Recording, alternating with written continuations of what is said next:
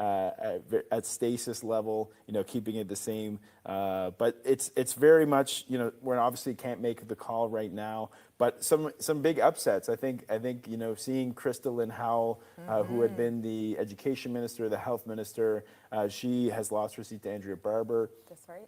We have Shazia Raza, who was going after the Jordan Brown's incumbent seat. He's now mayor of Labrador City. Yeah. And she unfortunately, for her, became in third place and lost. It seems like she's lost that election. There's other kind of, Laura Bell. We're watching her as a Rogers alumni, but of course, Paul Lane and Eddie Joyce are staying in the House of Assembly. They both have their seats. And interestingly, if it does continue to be 21-15, 2 and 2, what we'll see is there'll have to be a speaker elected as well. That's right. And typically, you don't want to have a tie every time that you make a vote on a bill, and then you don't really want the speaker to have to vote in those elections. So right now, it's still 21. If this does continue this way, it wouldn't necessarily be a strong majority for the PCs, with the need of a speaker who would have to leave the caucus and be a kind of nonpartisan, only to vote in cases of a tie.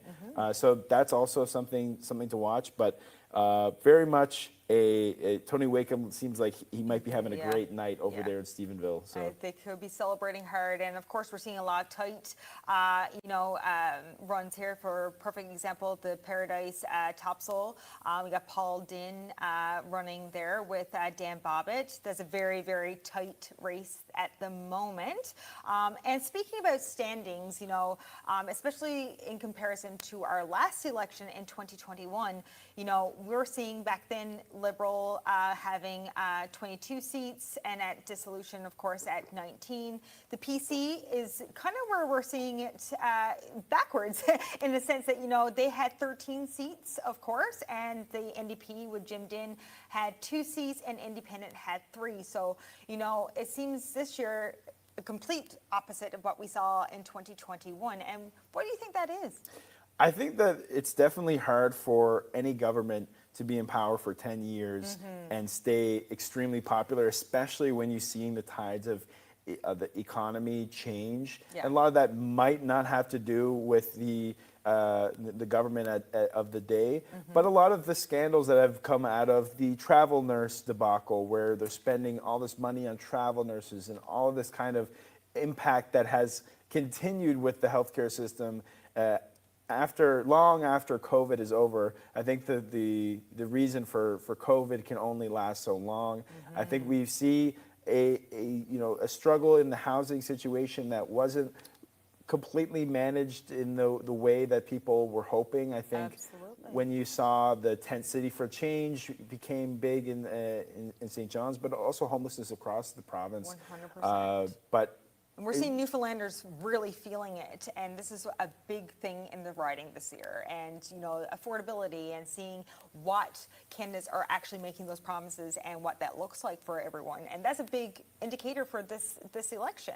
And I think the Liberals' hope was that their answer, being the MOU, would change affordability, was maybe a little bit too difficult to swallow or accept. That this MOU will be the solve for all of our problems.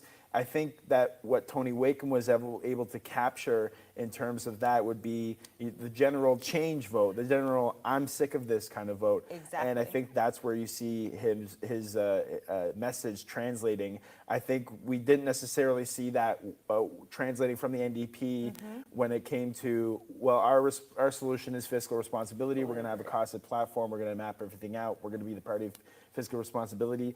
That didn't necessarily translate. I think that the general "I'm sick of this" change message may have worked. Yeah, change seems to be the big indicator this time. And, seeing, like you said, affordability when it comes to healthcare is another huge thing that we're seeing. Wait times are huge.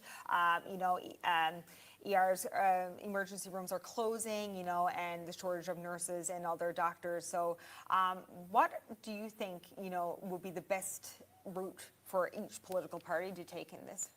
I think that when you look at the healthcare system, you have a lot of the unions worrying about privatization. I think that travel nursing being a huge part of how the provincial government has dealt with the nursing shortage crisis has caused a lot of headache for the provincial government, because I think that using travel nurses, while maybe not have been the intention, created a lot of, look at all the money you're blowing on travel nurses when you have nurses that could be paid, they're spending 4 times as much as they would on a travel nurse that they could a provincial nurse.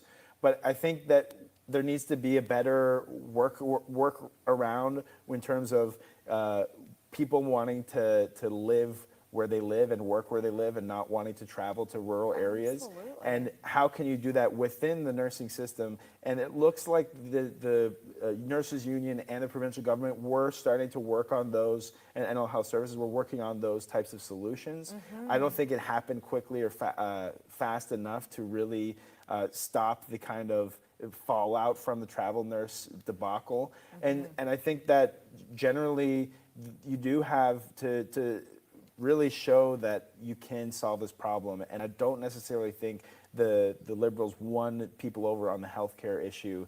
I think that trying to focus the whole election on a memorandum of understanding that not a whole lot of people really can fully understand, and has a lot of questions surrounding it, and has not necessarily had that full independent review that people are looking for, may have been a mistake for the Liberal Party. I absolutely agree with you. And so right now, we're looking at the results, but we're going to throw it back to Brian and Hannah over in Gander. Looking at some pretty constant numbers there right now. Just, I guess, a little bit of a clarification of those numbers. The Liberals are actually declared in 15 of those 15. The NDP are declared in their 2. No, just one. In just one of those 2. Yeah. And both independents are declared. That's right. And then PC's last check were declared in 14. 15 now. Now 15, and leading in 6. So just to kind of give a lay of the land, six districts are still very close. Some of them within a handful of votes. So when you look at that 21 to 15, we're still not quite at a point where we can declare that there is a PC majority, although that is leaning that way. It is leading that way right now to, to be just that.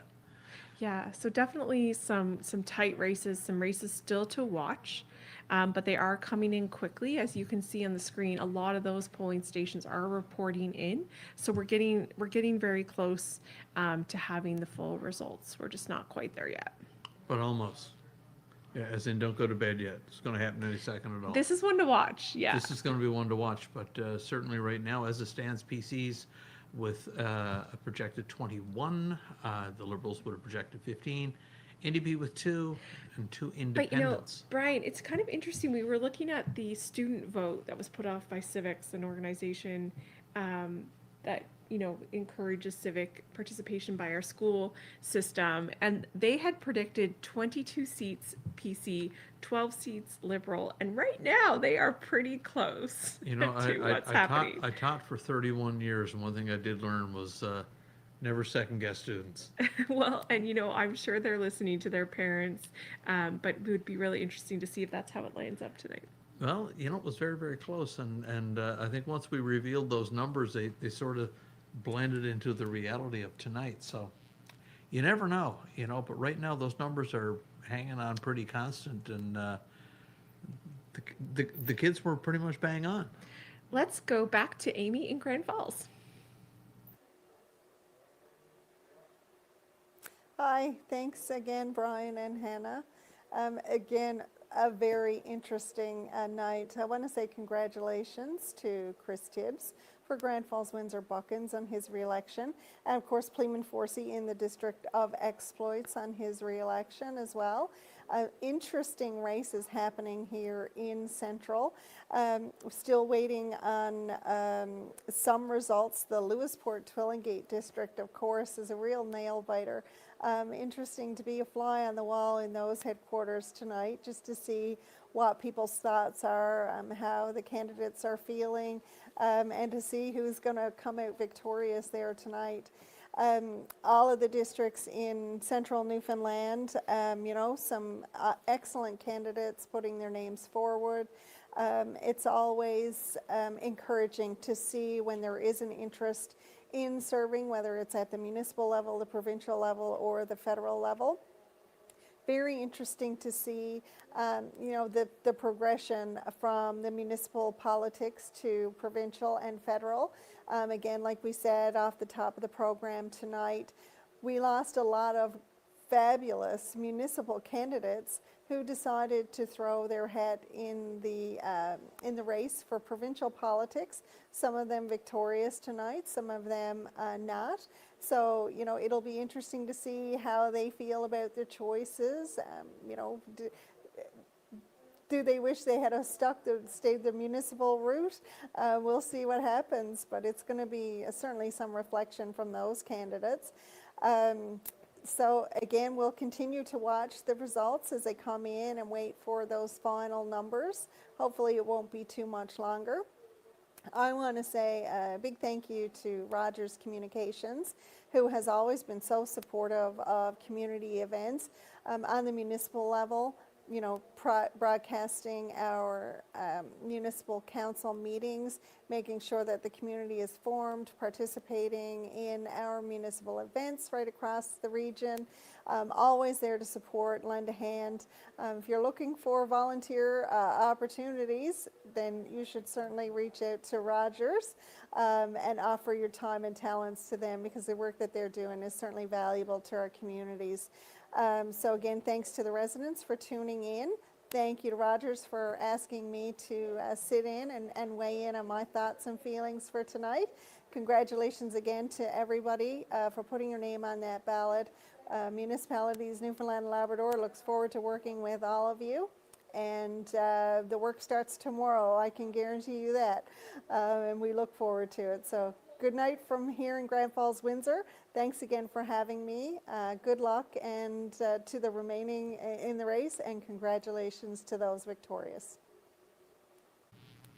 And thank you as well, Amy Cody in Grand Falls, Windsor. So great to have the voice from Grand Falls, Windsor and surrounding areas, and certainly a lot of pivotal seats so far. Numbers still remaining constant. 21 PC leading or elected, 15 Liberal, 2 NDP, 2 Independents. Yeah, so 7 districts we're still waiting on some polling stations to come in, and those are not confirmed races. So we still have some exciting politics ahead of us tonight. Which kind of goes hand in hand with these elections. That you wait until you get that mixture and formula.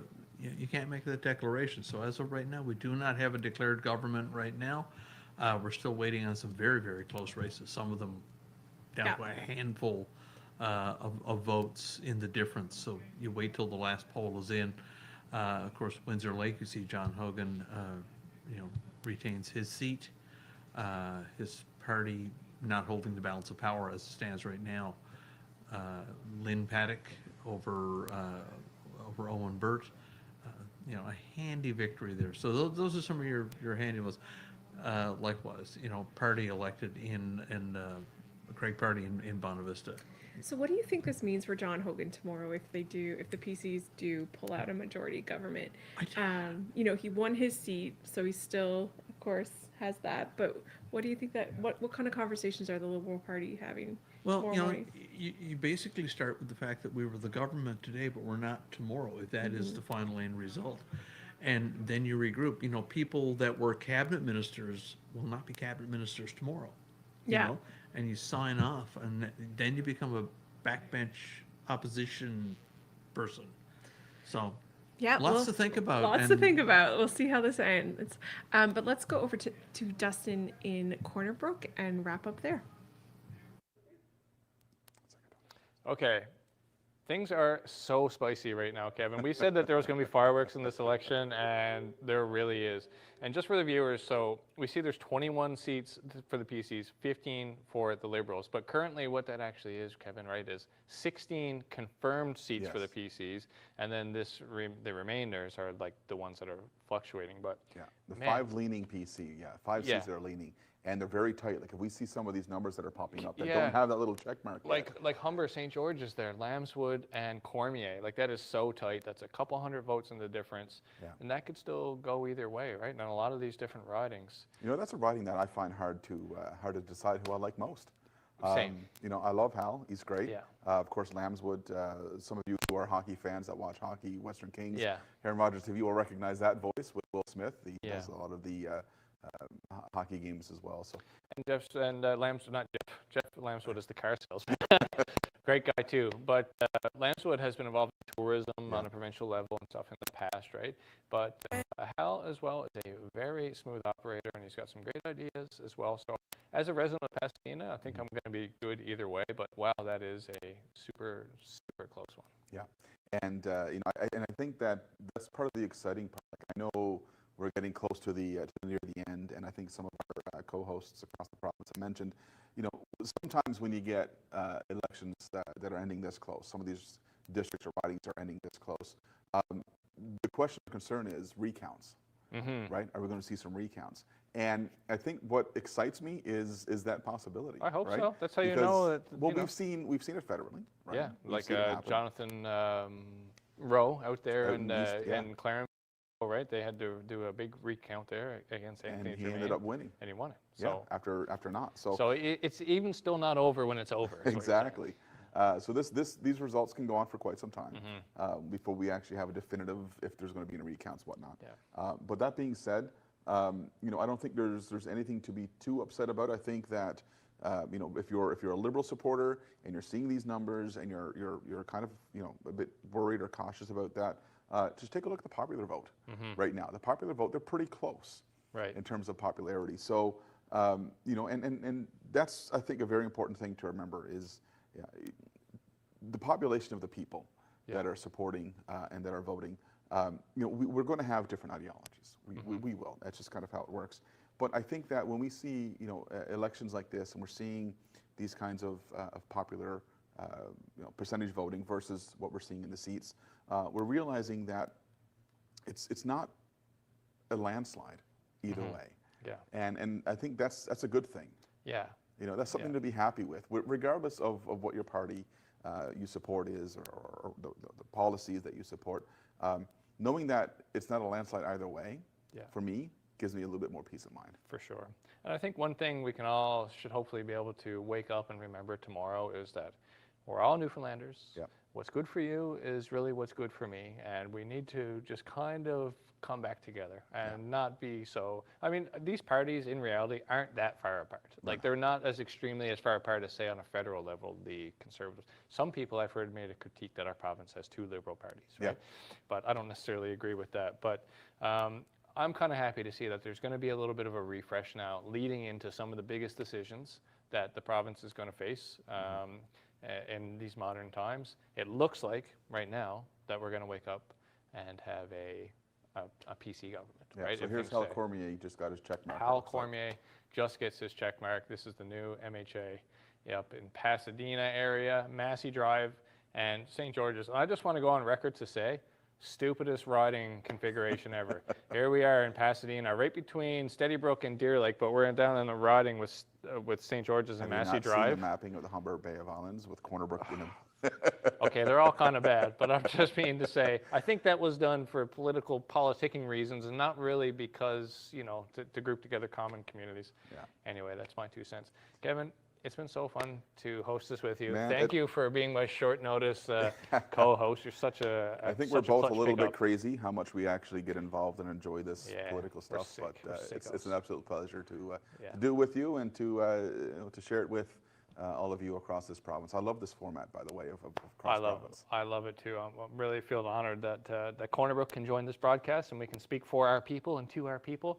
And thank you, everyone at home, folks of Western Newfoundland, for joining us tonight for this coverage. Of course, it's been our tremendous pleasure, and huge congratulations to our newly elected MHAs. We look forward to seeing you get to work with our newly elected MP and our newly elected municipal leaders. So that's it for us tonight from Corner Brook. Best of luck to everybody. Shout out to our colleagues in Gander and in St. John's. And Kevin, why don't you say Grand goodnight Falls. for us? And Grand Falls. And Grand Falls, yes. They're all there. So yeah, again, thanks again, Dustin. Rogers TV, great programming for this, and I love the fact that this is made available so publicly. So guys, thank you so much, and all of you who watched, and for all of you who got on a vote, take part in your democratic right and obligation. Thank you, and good night. Good night. Well, huge thank you to Dustin and Kevin. Some great insights there at the end on how they're feeling as we get close to wrapping this up. NTV is declaring a PC minority. Yeah, minority. And it's probably a safe bet right now with the districts that are so close. Yeah, so There are there's some still, that are definitely going to go to a recount. I mean, we've got, we were just looking at 12 votes? Yeah. Lewisport's yeah, close, very, yeah. very close. You know, so This must be stressful for those candidates in those districts where it's so close. well, the thing is, too, you've just come through a 28-day campaign. You are tired. Yeah. You have canvassed the island. You've talked till late hours in the day. You try to hit as many spots as you can. Now, you're still wondering what the end result will be. You know, sometimes, boom, I mean, we've had candidates declared in less than a half hour on election day. Yeah. For some now, this could be days before it's an absolute, you know, final result. You know, if the recount is still close, does it go to a judicial recount, in which case a justice would have to sit down with each individual ballot, right? Okay, that's Lisa Dempster just declared in Cartwright, Lanza-Clare, so. But the numbers are at least right now staying somewhat constant. We're looking at 21 PCs, it's either leading or elected, 15 Liberals, 2 NDP, 2 Independents. Still waiting, because there are a number of seats, actually 6 or 7 right now in the balance, that could really change these numbers. Well, let's throw to St. John's and Laura Lydia and John Harris to clue up in St. John's. So over to you, Laura Lydia. And welcome back to the station here in St. John's, where myself and John Harris are having quite the evening. You know, lots of surprises and lots of, results are coming in. So, we're seeing right now, again, the current results right now is at 21 for PC. Liberals are at 15, NDP's at 2, and Independents at 2. So seems like we've declared a minority, John. Yeah, so the NTV is declaring a minority government, which means, if anything, we know Tony Wakeham will be the next premier of the province.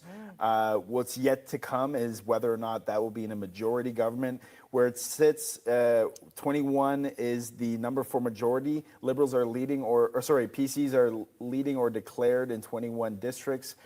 Which would give them a majority government, but it's too close to make that call And at there's this point. still 48 polls or 49 polls that are left to count at this moment. So it's still quite the race, seeing that happen right now. Yeah, I mean, I think, the PCs are having their election watch party in Stephenville. I think it would be great to hear from Tony Wakeham and how he's feeling right now, knowing that he will, if all goes, continues on this trend, will be the premier of the province. I think that when you had the John Hogan Fury switchover, perhaps we didn't see the same amount of people running. A lot of incumbents and a lot of powerhouses of the Liberal Party dropped out this time and We've did seen not a lot of seek people re-election. did not come back into the running and retire for whatever reason. So yeah, you're As absolutely our co-host in Grand Falls kicked us off with, there's a long list of ministers that have not decided to put their name forward again. It's very interesting. It's been 10 years of our lives where we've only known a Liberal provincial government. We've had 3 premiers under a Liberal government. We have a federal government which is Liberal since 2015. Yes. And I think there was some kind of crisis of identity within the PC party at some point when it had the Eugene Manning versus Tony Wakeham debate, where Eugene Manning was kind of a little bit further to the conservative side of things rather than the progressive side of things, where they were a little bit more aligned with the Poilievre conservatives. But I do think that probably has a role to play as well in this election. We see staff people from the Poilievre camp and also have worked on provincial elections in other provinces for Doug Ford, for example, have been working on this campaign. So they have some of the brain power of other conservative movements in the country working on this campaign. They have definitely changed up their digital presence, I've seen, and a lot of their advertisements have been 100%.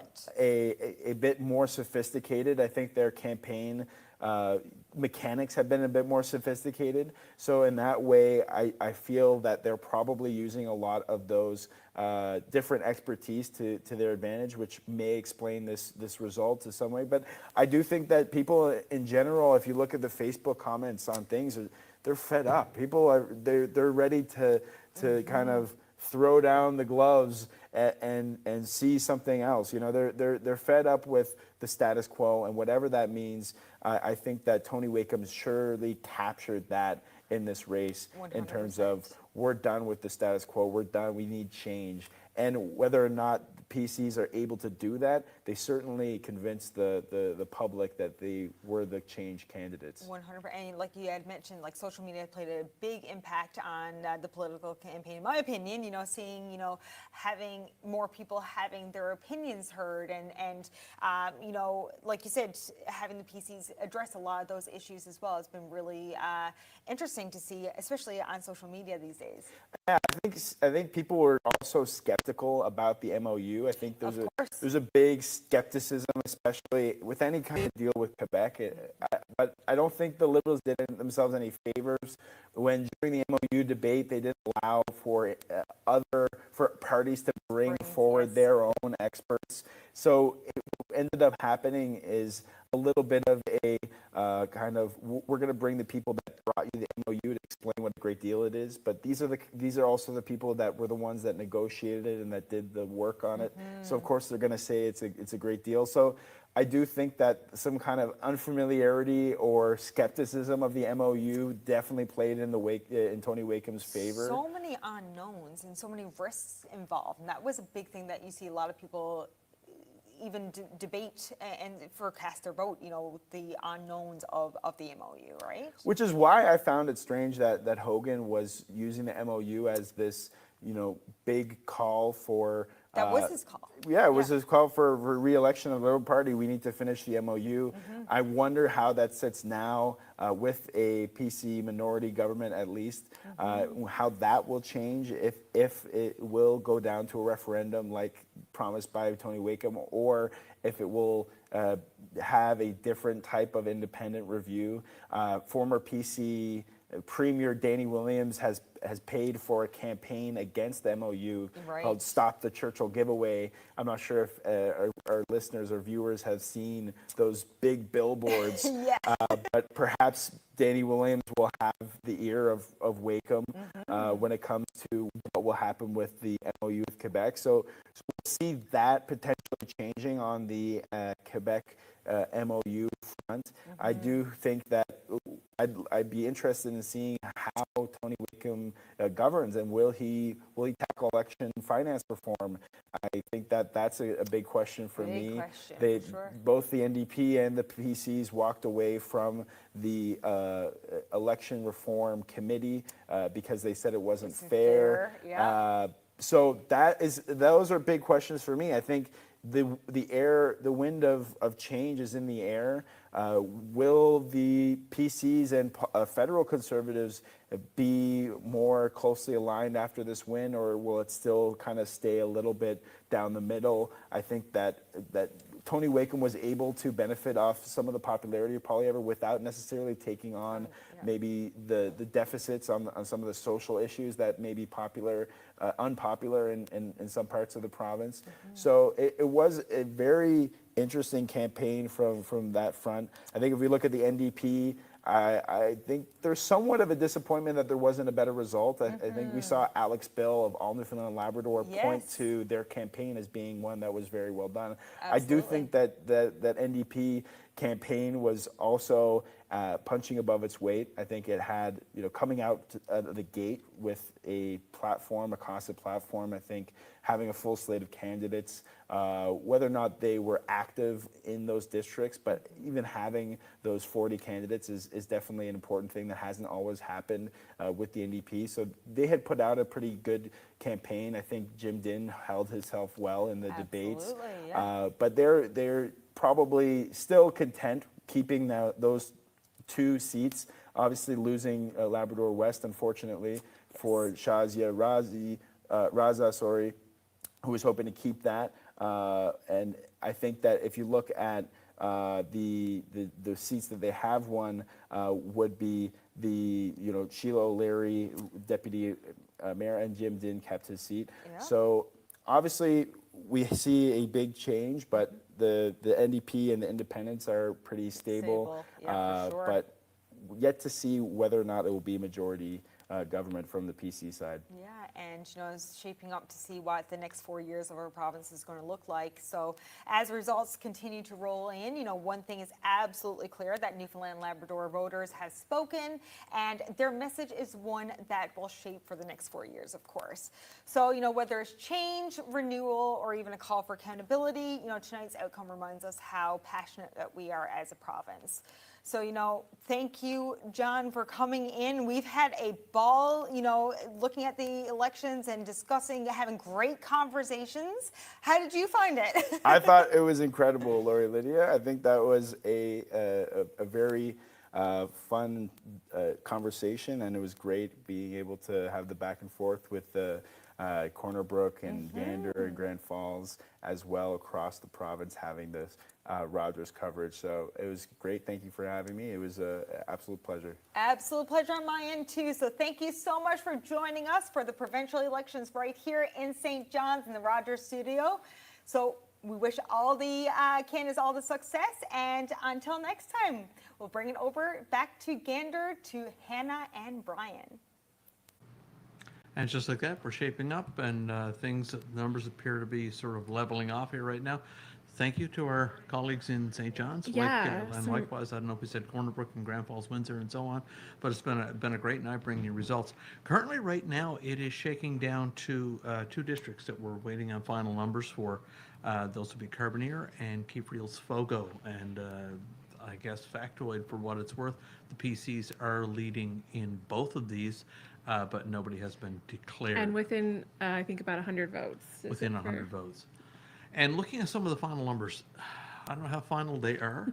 When you're dealing, like we've got all polls in, but like less than 20 votes separating, and that's no reason for anybody to declare the final result yet, because of course the process will start from there. Yeah, so 2 districts we're waiting on: Carbonear, Trinity, Bay de Verte, and Fogo Island, Keefe-Reels. And of course, in the Carbonear district, Riley Balsam for the Progressive Conservatives, Kathleen Burt for the NDP, Alison Coffin, one of 2 districts that she is running in as an independent, Edward Cole, non-affiliated, and Danielle Doyle for the Liberals. We're still waiting, and of course, with that many candidates, again, that brings a whole new dynamic to the election. And we are also waiting on Next page. Yeah, Keefe-Reels Fogo. Yeah. Or is it on the Yeah. next? No, you got it. Right Where is it? Oh, there it is right there. Fogo, Keefe-Reels. Okay. So we have Dale Lewis for the Liberals, Gary Late, who's an independent, Jim McKenna for the Progressive Conservative Party, and Albert Murphy for the New Democratic Party. So we're just waiting. Right now, the unofficial word that we have is that a PC minority At the government minimum, yeah. is. So we know the new premier, there will be a new premier. Yes. Regardless of how these last 2 districts land. Yeah. So, we wait and see, I guess, the final results, but certainly the political landscape has changed. The three-peat,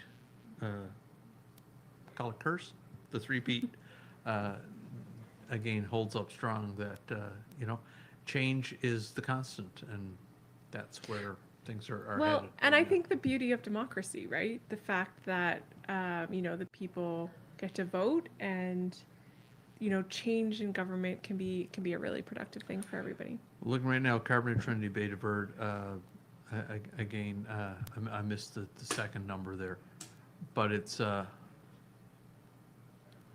okay, Paradise, we said was in. Yeah, and Lake Melville, which is on the screen now, did come in since we last spoke. Yep. And so Russell for the PCs did get that seat confirmed, and for Topsail Paradise, Paul Dinn for the PCs as well has been declared. Again, we're looking at 100 votes. Yeah, so now the one we're looking at now is Carbonear, which has not been declared. No. So the PCs are leading there by a few hundred votes. A couple hundred. And I think. then Fogo Island, Cape Friels, a pretty close race with Again, still yeah. a few polling An stations to absolute drag report. race in some of those districts. So again, but shaping itself to be a PC minority government. Yeah, almost pretty certainly right now, that's going to be the landscape. So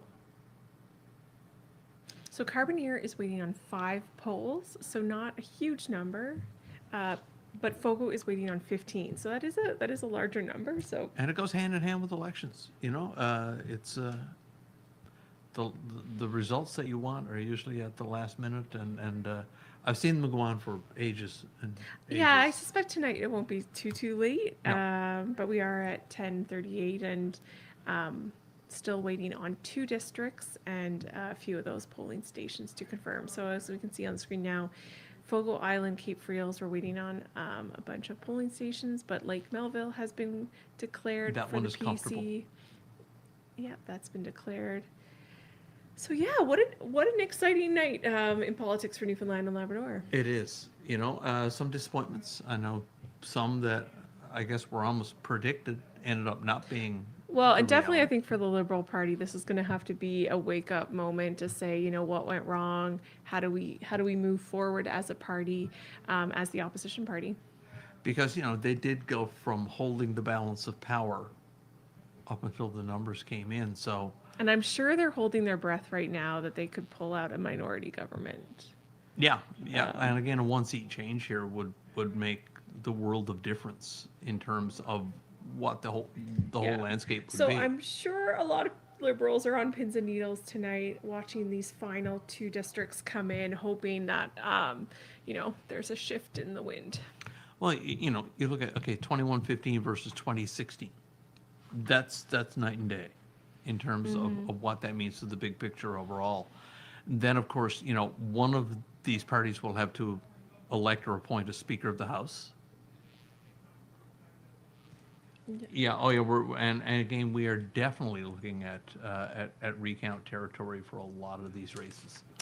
Lewisport, I believe, was close. Lewisport was very close. Yeah. But again, you So- know, Sarah Studley with a 500-ish vote lead as an incumbent.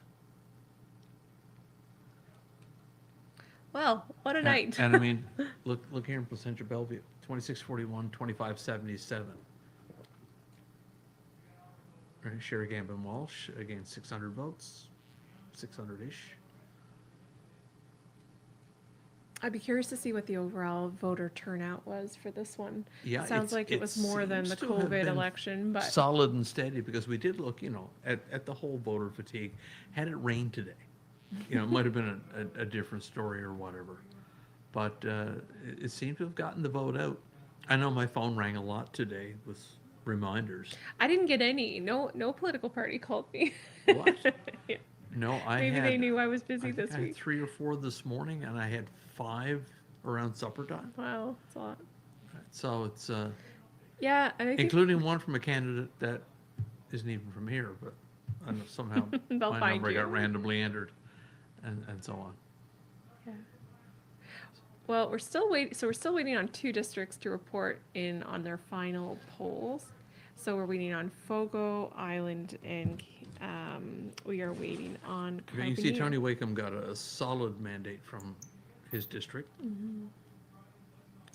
Again, Lloyd. Yeah, Barrett, so all the 3 parties, their leaders did get reelected. Yeah. Yeah. Yeah. So let's just run the full list right now of who is more than likely in or in. Let's just starting off with Green Bay, White Bay, Lynn Paddock for the Progressive Conservative Party. Bonavista, we have Craig Party for the PCs. Burgeo Lapoille, we have Michael King for the Liberals. And then Buren Grand Bank, we have Paul Pike of the Liberals. Cape St. Francis retaining, and again, we said PC since Confederation, which is quite a legacy. But Jody- apparently a tighter race than It's- maybe it's been in It's some. one of the tighter races there, but as of right now, Jody Wall, Progressive Conservative Party, has taken the seat in Cape St. Francis. And then Carbonear, we're still waiting to see. The PCs are currently leading, but we're just waiting for that. Cartwright Lanceclair, Lisa Dempster retains her seat as the incumbent. And we've Are been you eating, brought Are you eating snacks. cookies? Oh, pick me up one too, eh? Which one do you want? One Date of Square, those, Nanaimo Bar. no, one of those with the wrappers on it. Looks Oh really yeah, good. these are partridge. This is what you Bay. do when you're waiting. Brought to you by Kinden's Bakery. Cadence Bakery in, yeah, there we go.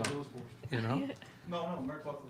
Cartwright Lanceclair, Lisa Dempster for the Liberals, held on to her seat as well.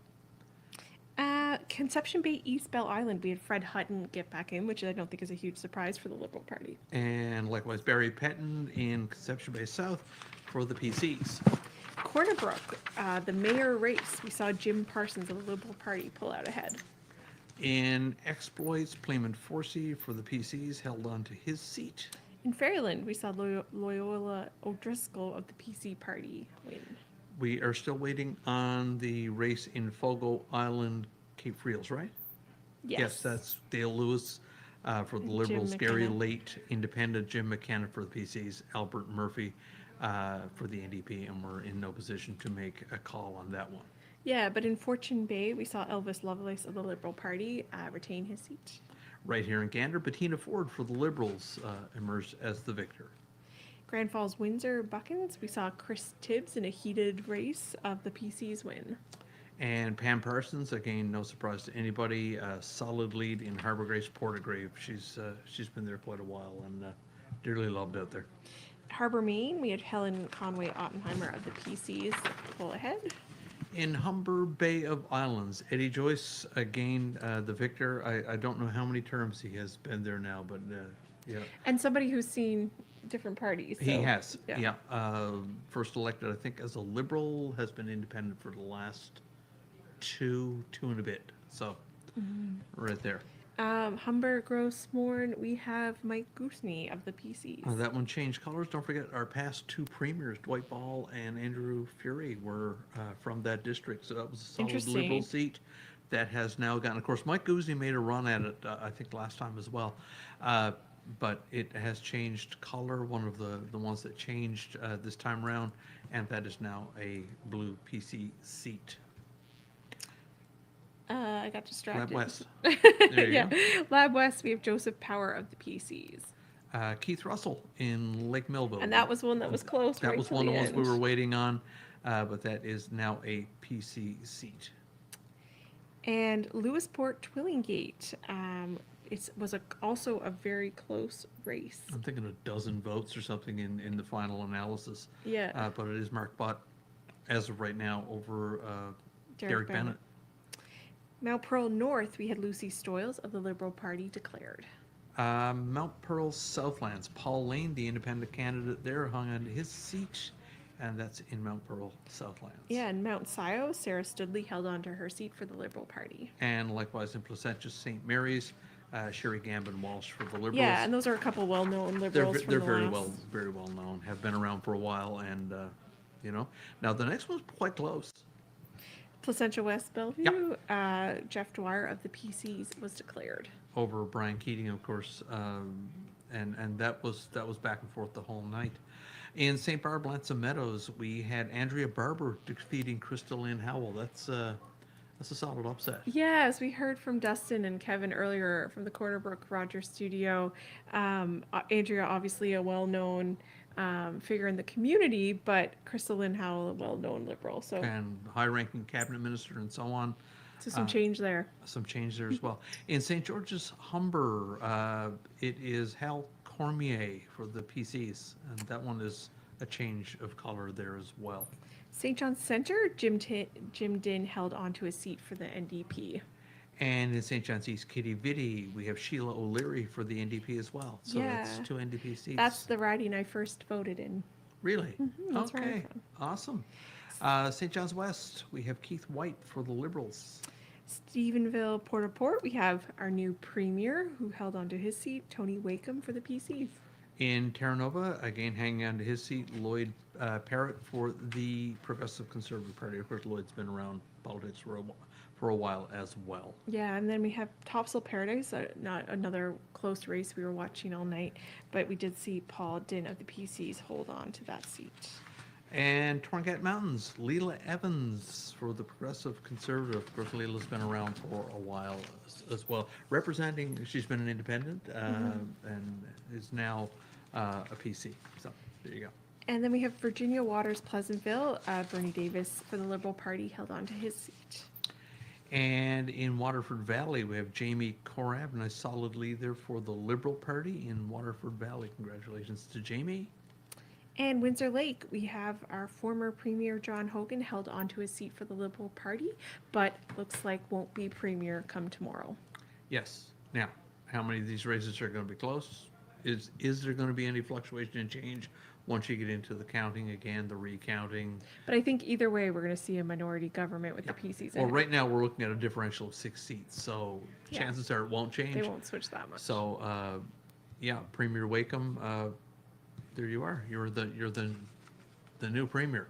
Is it minority? Is it majority? I'm sure he's hoping for a majority, and I'm sure the Liberals are on pins and needles right now, seeing if these last 2 reporting districts will switch it.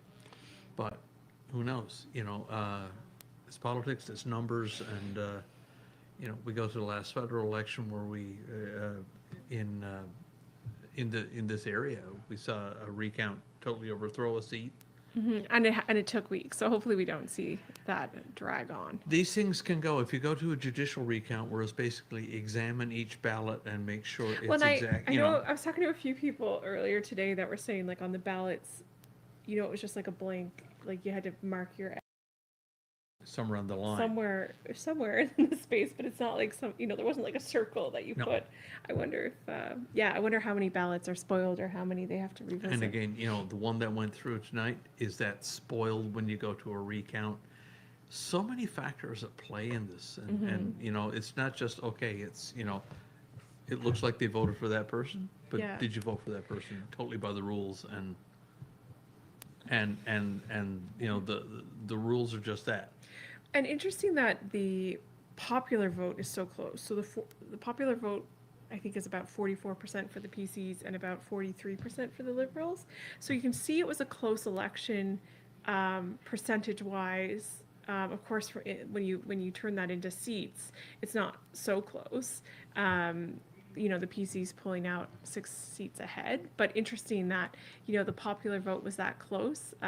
Lots of important issues on the table this election cycle, and the people, you know, voted for change. They voted for change, and you know, it could be from a wide variety of things. Times have changed since the Liberals got elected, you know, back 2 elections ago, 3 elections ago. Times have gotten tougher. We all know that. The dollar doesn't go near where it used to go. But now we have this huge document on the table. Where does it go from here? Does it go to that independent arm's length group to examine it? You know, does the whole process change? Does the negotiations with Quebec take change? You know, because it was negotiated and signed by one Liberal premier, and then that was handed off to another Liberal premier. Now we have Yeah. PC premier. And the PCs were calling for an independent review on that. They were Churchill calling for an Falls independent MOU. review. Yeah, so we'll And- see how they navigate the next steps of this. With another former PC premier being very vocal over the need to do things in a different way. Yeah. So, you know, there's a lot of factors at play, but clearly you listen to the voice of the people, and the voice of the people has spoken that these are the issues that they want looked at. Well, and I think like John Harris was saying earlier, you know, the Liberals really put their eggs all in the MOU Churchill Falls basket. They did. You know, that was clear, that was you know, all their speaking points kind of came back to that when it was looked at, like, where will the money come from for healthcare, for new jobs, for, you know, education. It was always, well, this is the plan. The PCs made a lot of promises too, but didn't put all their eggs in the MOU basket, obviously. But at the same time, you know, you inherit the same set of books that were there today, and those books have a lot of red ink in it. And to do things, you have to pay for things. Where does the money come from? Where does the money come from? Yeah. You know, it's that simple. You can't buy what you don't have the money to buy. Yeah, well, and we're a province that, you know, has a lot of experience with this huge amount of debt. And right now we have probably our hugest, the most huge. Weren't debt. you an English teacher, Brian? Yeah, yeah. Is there a synonym for that? The red ink is probably at its highest number ever. So, you know, you got to factor that in amongst all of it. And So Carboneer yeah. declared PC. Okay, so that's now declared. So those are looking pretty much like the final numbers right there now. So Well, this one seat, as you can see on the screen, we're back to Carboneer, but yeah, so, you know, in the end, it wasn't as close as it was earlier once all the polling we're looking, stations you know, are coming in. 400 and change. But a good race. But Fogo Island, we're still waiting on, and as you can see, really close, with still 10 polling stations due to report in. So that one is still a nail biter, that's for sure. Well, you're looking at 80 votes. And that could still change it from being a majority to a minority. Yeah. So, you know, you're looking at how many polls? Is that 10 polls to come Yeah, in? it's 10. So a lot could change. A lot. Yeah, I mean, And again, just look at those two numbers on the left. 2115 versus 2016 are night and day different. oh, and the numbers just updated there with a couple more polling stations. So Okay, so we're getting a still little waiting on further 8. apart, though. But there's, you know, especially now, like if the numbers were different than that, it would be this would be a whole different one to look at it. Yeah. But this could change. I mean, 8 polls is a lot. So it all comes down to Fogo Island, Cape comes Frios. down to Fogo Island. You go, guys, because How many people live on Fogo Island? Do you know? I'm not sure. At least 3,000. Add them up. Yeah, 4,000, 4,500-ish people. At least votes. Mm-hmm. Yeah. So, you know, it's amazing what hangs in the balance of this. Well, and just goes to show, I think, if you know, from John Hogan's perspective and Tony Wakeham, every district counts. Every district. You counts. know, it's a Yeah. big province geographically, so I'm sure it was tough for the, you know, for the leaders of the parties to get out to all areas. And I know, you know, in the last few days, John Hogan was focusing on the Avalon and Yeah. 2,100 people in 2021 on Fogo, in that on so Fogo Cape Island. Frios must have Yeah. that again, yeah. Yeah. So But probably high voter turnout then. Look, you know, if those are the numbers yes. in Yeah. that district. So yeah, it'd be interesting to see the overall provincial voter turnout. Clearly some big issues. It actually is looking like people were really engaged this election cycle. And along that engagement, I mean, we had 8 candidates running independent. We had a couple running non-affiliated. We had, I think, the Liberals, NDP, and the PCs running candidates in every district, all 40. You know? Yeah. I think it's the first time ever that the NDP had somebody in every district. Yeah, and some of them obviously weren't as engaged as No. others. Yeah. So, looking at these numbers, not a lot has changed. So what do you think? I think it's going to be a PC majority. I think we can safely, No, at maybe least not for now, safely, but till, and we're not staying around for a week till the recounts are done. no. But- But based on how these, you know, polling stations are coming in, that number is not getting smaller. And they appear constant. So, with that, we are going to declare that your next government under Tony Wakeham. Premier-elect Tony Wakeham is a PC minority government. Lots of Majority. things to happen. It's a majority. What? It's a majority. It would be a majority? It would be a majority. It would be a majority. So, yeah, it would be a majority government, 21 seats. So congratulations to the Progressive Conservative government of Newfoundland and Labrador under our new Premier, Premier Tony Wakeham, and looking forward to seeing all sorts of great things as we move forward. And what an exciting night covering politics in Newfoundland and Labrador. Huge thank you to everyone who participated. We had live coverage from Corner Brook, from Grand Falls, Windsor, and of course from St. John's. So huge, we had great insights from across the province as we watched these election results come in. Certainly been a fun night. But until next time, for all of us here at Rogers TV Gander and Rogers TV Newfoundland, I'm Brian Mosier. And I'm Hannah DeYoung. We'll see you soon. Talk soon.